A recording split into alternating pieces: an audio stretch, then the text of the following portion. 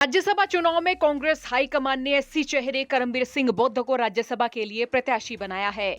करमबीर बौद्ध एससी समाज से आते हैं और इसी घोषणा से कांग्रेस में टूट पड़ गई है। कांग्रेस में ओबीसी मोर्चे ने इसको लेकर अनदेखी का आरोप लगाते हुए अपनी नाराजगी जाहिर की है। ओबीसी कार्यकारी के प्रदेश अध्यक्ष तेलूराम जांगड़ा ने इसी मुद्दे पर अपने समर्थकों के साथ कांग्रेस पार्टी छोड़ दी है।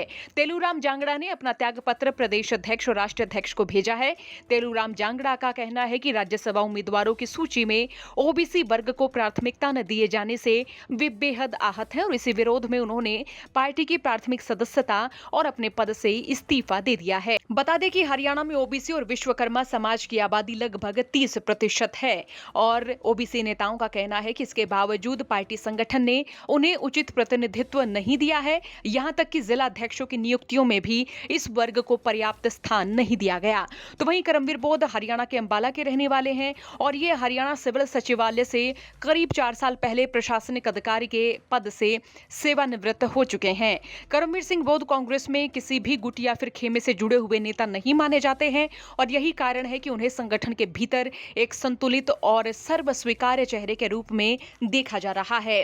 करमबीर सिंह बौद्ध संविधान बचाओ अभियान में सक्रिय रूप से शामिल रहे हैं और जमीनी स्तर पर पार्टी के कार्यक्रमों में भागीदारी निभाते रहे हैं। एससी समुदाय से आने वाले करमबीर सिंह बौद्ध को सामाजिक संतुलन के नजरिए से भी एक अहम दावेदार माना जा रहा है।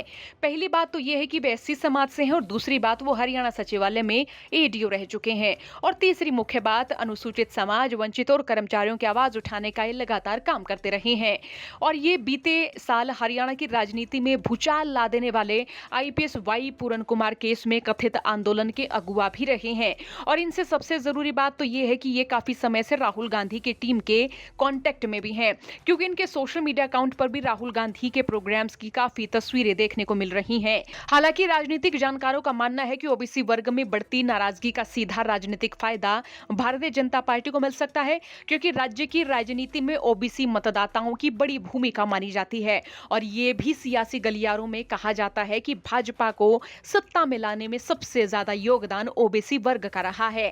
बीजेपी और कांग्रेस अपना एक-एक उम्मीदवार चुनावी मैदान में उतारती है तो वोटिंग की आवश्यकता नहीं होगी और नाम वापसी के अंतिम दिन ही दोनों पार्टियों के उम्मीदवारों को निर्विरोध घोषित किया जाएगा। हालांकि अगर भाजपा एक अन्य प्रत्याशी को चुनावी मैदान में उतारती है तो वोटिंग करानी पड़ेगी। हालांकि इसके लिए बीजेपी को क्रॉस वोटिंग की आवश्यकता पड़ेगी, यानी कह सकते हैं कि राज्यसभा चुनाव के दौरान कोई न कोई बड़ा खेला हो सकता है।